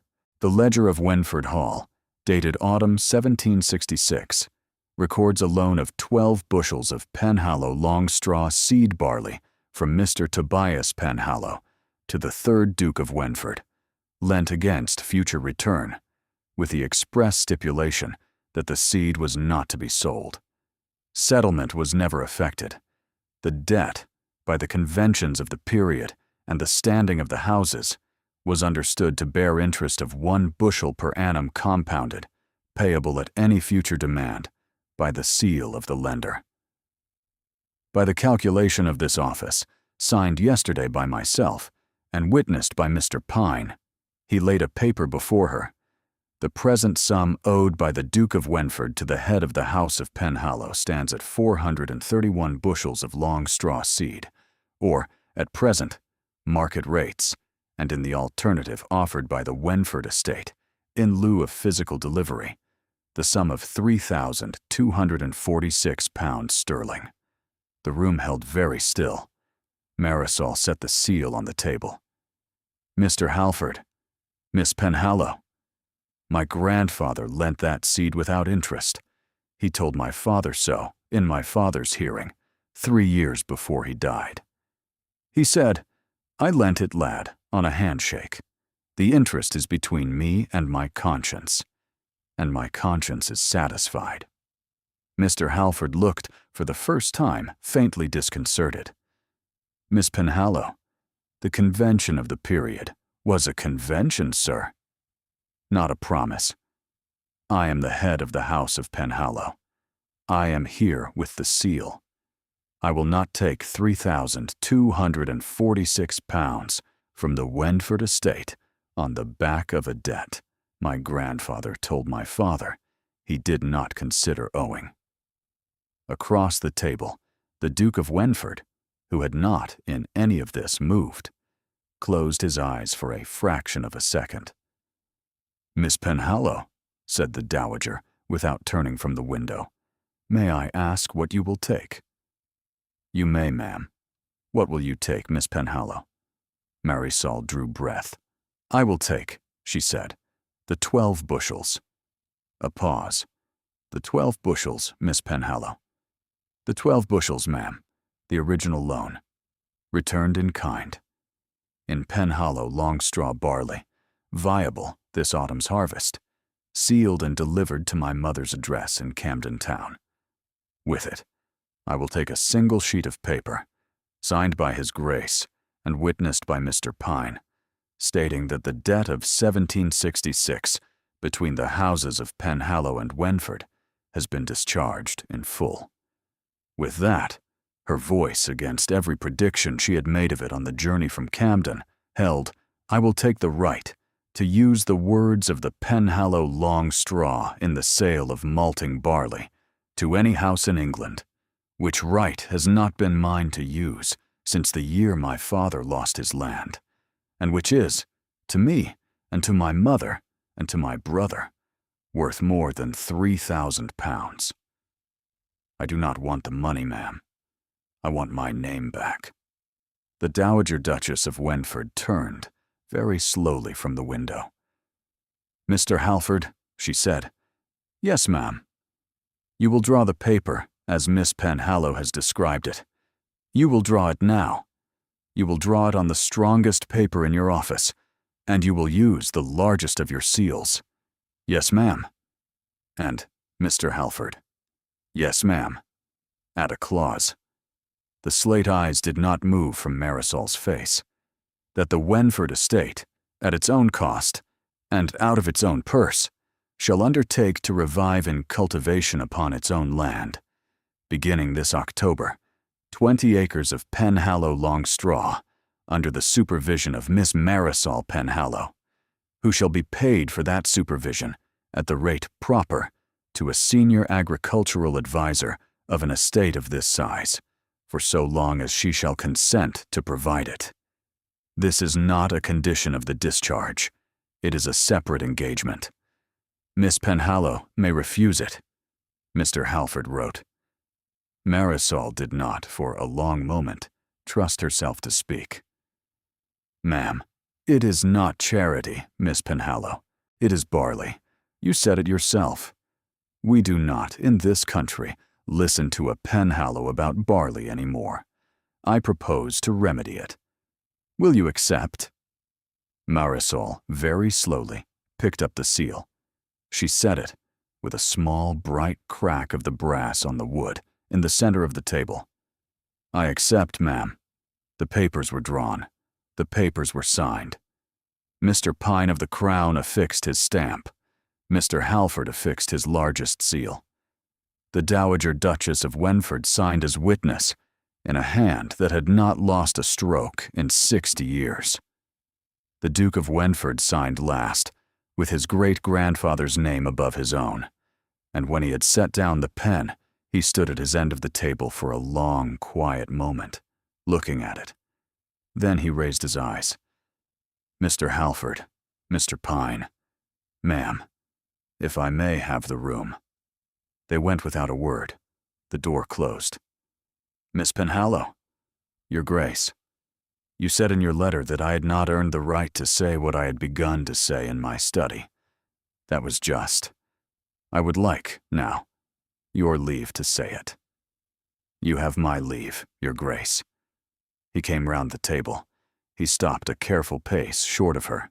He did not reach for her hand. He had learnt, in the 8 days since she had walked down the back stairs of Wenford Hall in the dawn, what she would not be reached for. "You walked into my field," he said, "and you told me my barley was wrong. You walked into my dining room and you let my grandmother frighten Mr. Patch out of his nerve. You walked into my study at midnight, and you read 60-year-old paper by candlelight, while there was a man on my grounds who would have struck you down had he found you doing it. You walked out of my house at 6 o'clock on a Sunday morning, rather than allow Lady Drusilla Marchpane to use you as a weapon against me.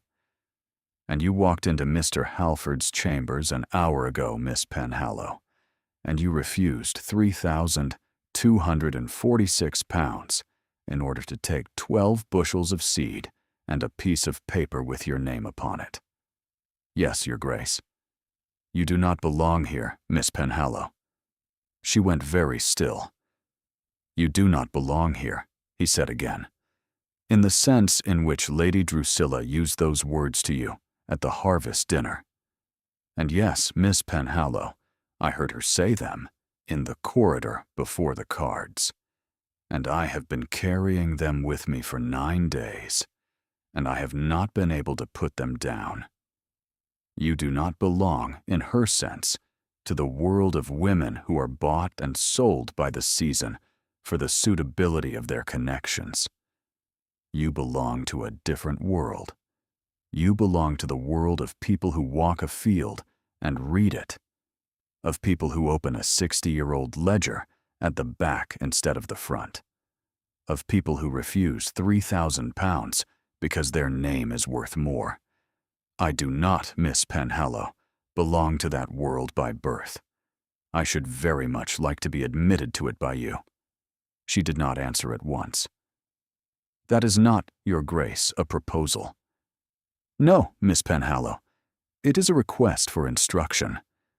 I should like to know how a man comes, by his own work and his own attention and the steady use of his own days, to be considered worthy of the regard of a woman who reads ledgers from the back.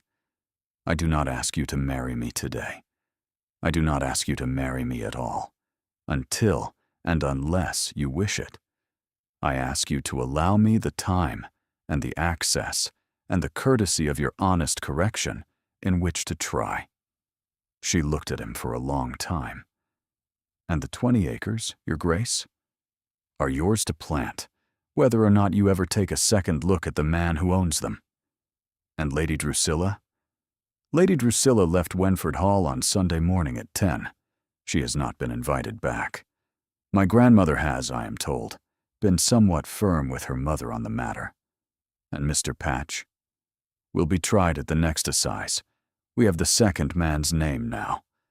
Mr. Droge, when he could speak, was very useful. And Mr. Droge is in my employ, Miss Penhallow, on a tight rein and a small wage and a written undertaking, signed in his own hand and witnessed by my grandmother, never again to use a young woman of his acquaintance as a screen for his business. I believe him to be sincere. I also pay a footman, as a matter of policy, to watch him." She almost laughed. "Your Grace." "Yes, Miss Penhallow. The 20 acres begin in October." "They do." "I shall need to walk them before the plowing." "Whenever you wish." "And I shall require, as a condition of the engagement, the removal of every coast strain from every Wenford field, within 5 miles of the brook." "Done." "And I shall require," her voice steadied, "that you do not, Your Grace, in October or in any month thereafter, use the words you do not belong here in my hearing again, in any sense, whatever the speaker, whatever the company. I do not, Your Grace, find them improving." He looked at her. For the first time in her acquaintance with him, the Duke of Wenford smiled. It was a small smile, and not a confident one. It was the smile of a man who had been told, in plain language, that he was being allowed to stay. "You have my word, Miss Penhallow." "Then we shall begin in October, Your Grace." "We shall begin in October." She picked up the seal from the table. She looked, as she did so, through the long window of Mr. Halford's chambers onto the small green court of Lincoln's Inn, where 2 clerks were crossing the gravel in the September sun, and a wood pigeon, of all the unlikely things, in the center of London, was calling somewhere out of sight. She put the seal in her pouch. She drew the ribbon at her wrist. She went home to her mother in Camden Town with 12 bushels of her own name to come. It was 11 days later that the letter was found. Aldith found it. She was the one who had been sent up in the 3rd week of September to clear the green wing of the last of Lady Honoria's gowns, so that they might be sent on to London for cleaning. And she opened, in the bottom of the wardrobe, a small flat box of cedar that she had not noticed on either of her previous visits. The box had been pushed to the back, and the back had been pushed against the wall, and a fold of pale blue silk had hung over both, for, by Mrs. Quill's later reckoning, considerably more than a year. Inside the box was a single letter. It was sealed in faded red wax. The seal was a barley sheaf, crossed with a hawk. The direction, in a hand that the dowager identified, on being shown it, with the smallest catch in her voice, said only, "To the next Penhallow who stands in this house." It was dated 1799. It had been written by Tobias Penhallow. The dowager opened it. The Duke read it. The Duke, in the first private act of any kind he had performed without consulting his grandmother, in the 3 weeks since she had arrived early at Wenford Hall, sealed it again in a clean sheet of his own paper, and sent it by a private hand to Camden Town. Marisol opened it on the 10th of October, the morning of the day she was to walk the 20 acres for the first time. "Whichever of you it is," her grandfather had written, in a hand she recognized from the fly-leaves of his books, grandson, granddaughter, great, or further on than that. If you are reading this, you have come into a Wenford house under a Penhallow name, and you have come either as a guest, or as a stranger, or as a debtor, and I write to tell you that you are none of those.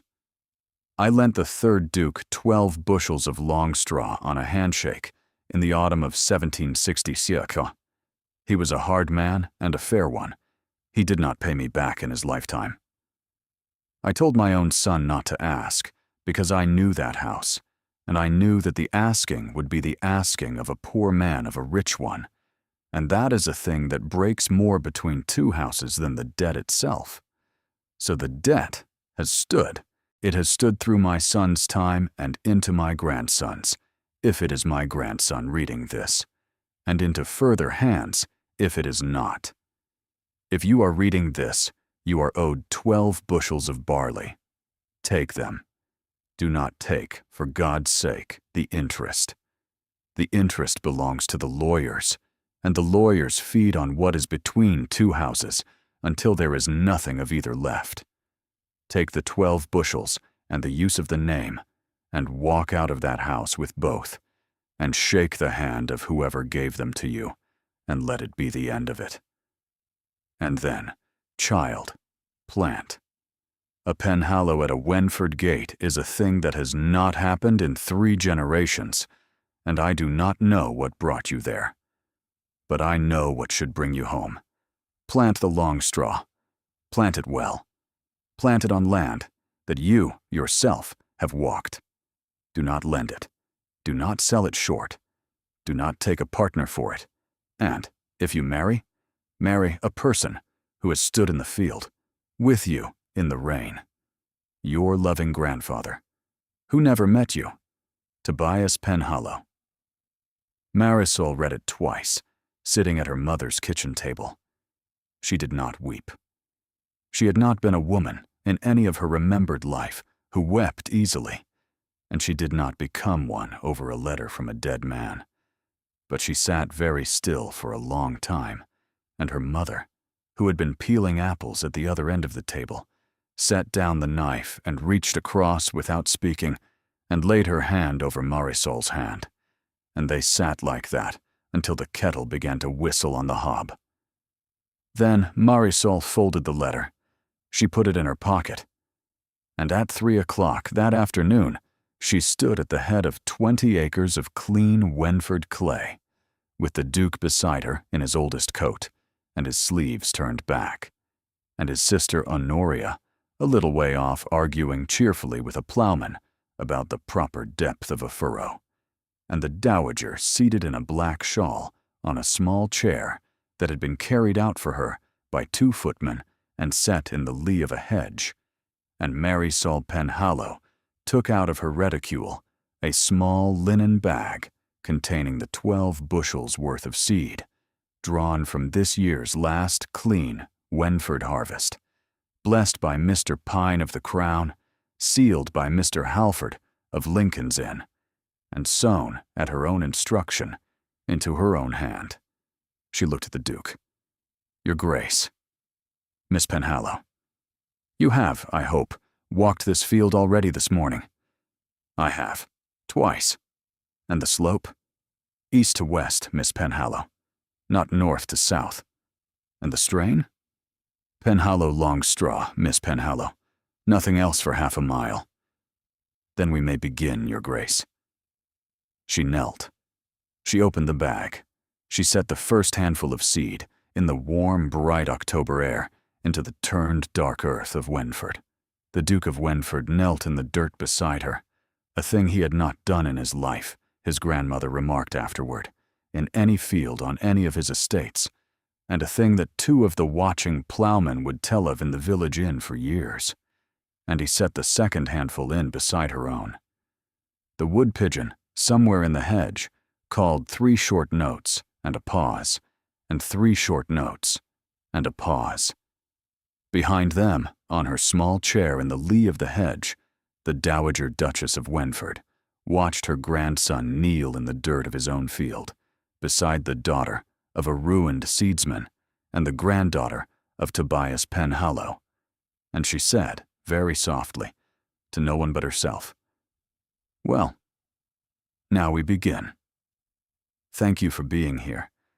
You are the reason this story exists, because you believe in women who walk into rooms that were not built for them and stay, in men who learn, slowly and at their own cost, the difference between owning a field and listening to one, in endings that are not given but earned, bushel by bushel, on land that has been walked in the rain. Your presence makes this space warm and welcoming, and I am grateful for every quiet hour you spend with these characters. If a line or a moment stayed with you, I would love to hear which one. Your engagement is what tells me which stories to write next. And if you would like more Regency romances with grit in the soil and intelligence in the heroine, please consider subscribing. Thank you for being here. You make this place what it is.